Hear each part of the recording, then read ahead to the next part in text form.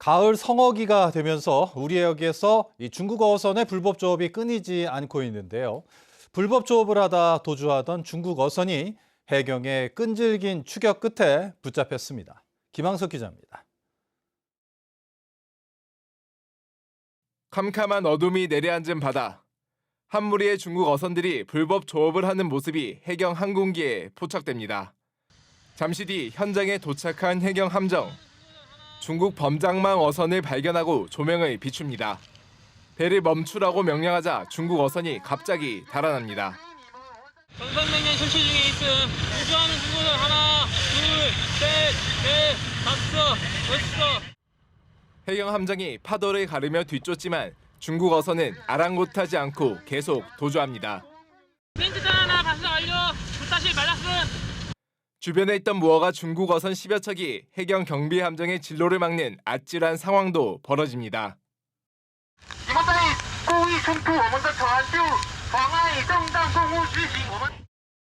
4시간의 추격 끝에 중국 어선 한 척이 해경에 납포됐는데 해경 조사 결과 이 어선은 선박 서류도 없고 선장은 선박의 톤수조차 몰랐습니다. 게다가 뱃머리 양쪽에 새겨진 배 이름까지 페인트로 덧칠해 가린 것으로 확인됐습니다. 침몰어선 실종자 수색에 전념하고 있는 해양경찰의 경비 공백의 틈을 노린 중국 어선들을 불법 조업을 단호히 단죄하고 앞으로 수산 안보를 위해 엄정히 단속할 방침입니다.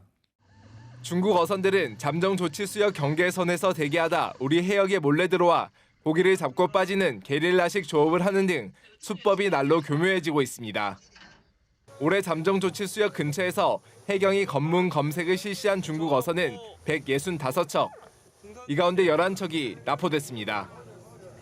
해경은 불법 조업 중국 어선의 80% 이상이 9월부터 12월까지 집중되고 있는 만큼 올해 말까지 단속과 대응을 더 강화할 방침입니다.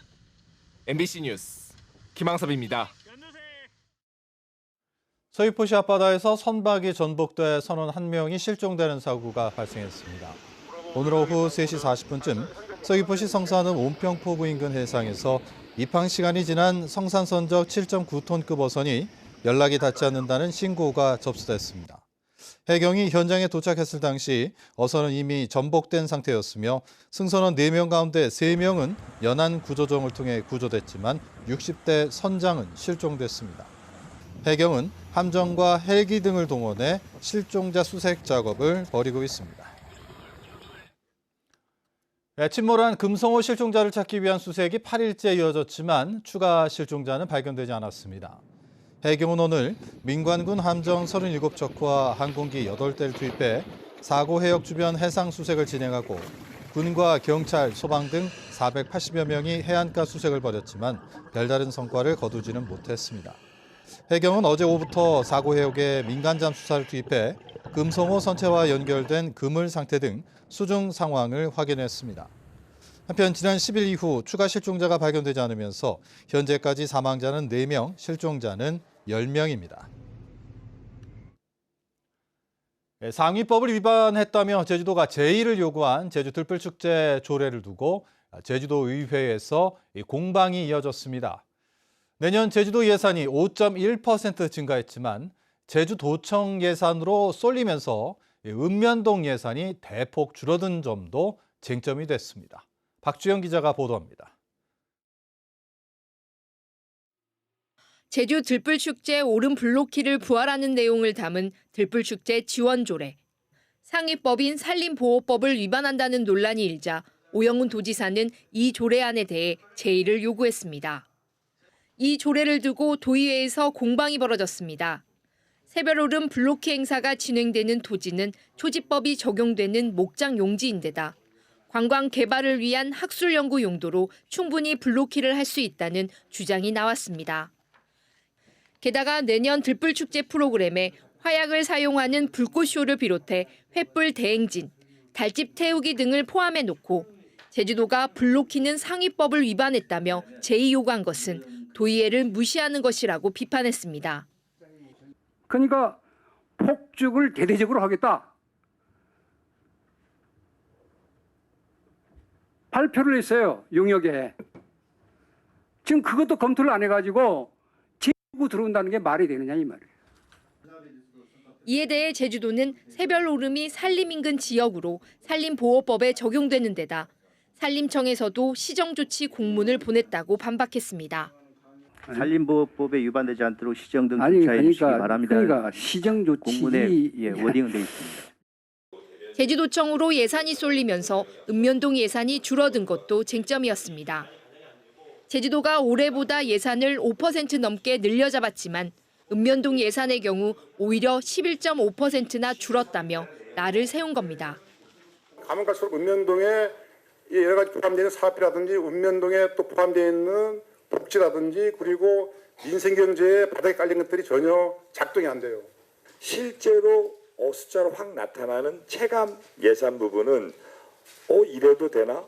예산은 5%나 증액했다고 그러는데 돈은 다 어디로 갔나? 전략적으로 이제 가야 될 신산업에 대한 이제 투자 그리고 라이즈 같이 대규모 이제 투자 사업이 이루어집니다. 그런 과정에서 이제 도의 그 예산이 좀 집중된 상황이 됐고.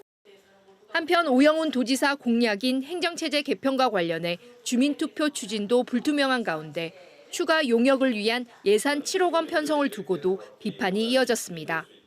MBC 뉴스 박주연입니다. 최근에 발생한 집중호우로 인한 채소류 피해에 대해 조속한 피해 조사와 지원이 필요하다는 지적이 도의회에서 제기됐습니다. 더불어민주당 김승준 도의원은 내년 제주도 예산심사에서 브로콜리와 양배추, 콜라비 등의 채소류가 집중호우로 침수 피해를 입어 무름병과 시드름병이 급격히 증가해 피해가 확산되고 있다며 제주도의 현장 조사와 피해 지원책이 필요하다고 밝혔습니다. 또 최근 기상재해로 인한 농업 피해가 다양해지고 있다며 농작물 재해보험의 확대 적용과 적절한 피해 보상 시스템을 마련해야 한다고 지적했습니다.